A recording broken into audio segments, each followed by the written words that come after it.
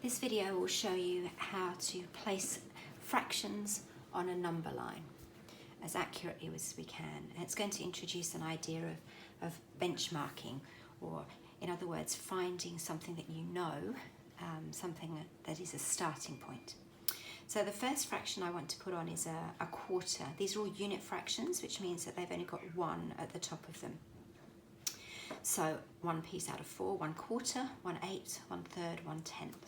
So I'm going to start with the quarter. So my benchmarking means that I'm going to find a half first of all, because you can always find a half of something. So if we look along this line, this is 0 and this is 1 whole one. So halfway along is going to be there. So that's a half. So what this means now is that I can pretty accurately find out where to put my quarter. So halfway between 0 and the half is going to be 1 quarter. So we'll put the quarter in. So we've done that one. Now I can use that technique again with the eighths. So halfway between 0 and a quarter is there, and that is going to be an eighth. So we've done that one. Now when it comes to a third, it's a little bit harder because it's easy to divide something in half. It's a little bit harder to divide it into thirds. So let's have a look. We'll get rid of the half so we don't get confused.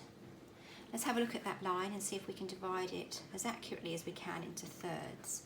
So we know it's going to be further than a quarter, so I think that about there and there, that looks to me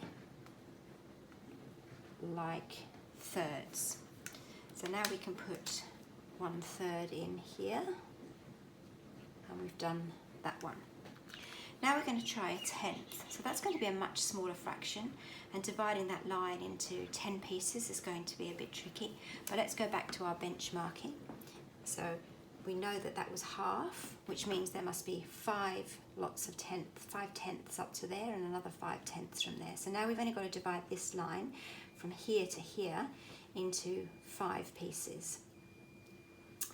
So we know that that's going to be a quarter of that line. So 5, let's see if we can do 5 pieces. 1, 2, 3, 4. So they look like fifths. 1, 2, 3, 4, 5. Of course they're not fifths, they're tenths, because that's only half the line. So if I did the same that end, I would have 10 pieces. Let's try. 1, 2, 3, 4. So one of these pieces is now a tenth. So we've got 1/10 there. So we've done that one. So now, if we have a look at this, we've got a tenth there, which is of course the smallest fraction, having the biggest denominator. 1/10, 1/8, 1 quarter, 1/3. We didn't have a half to put in, but that's where the half would be. And we've managed to put those as accurately as we can, without a ruler or anything like that, onto a number line.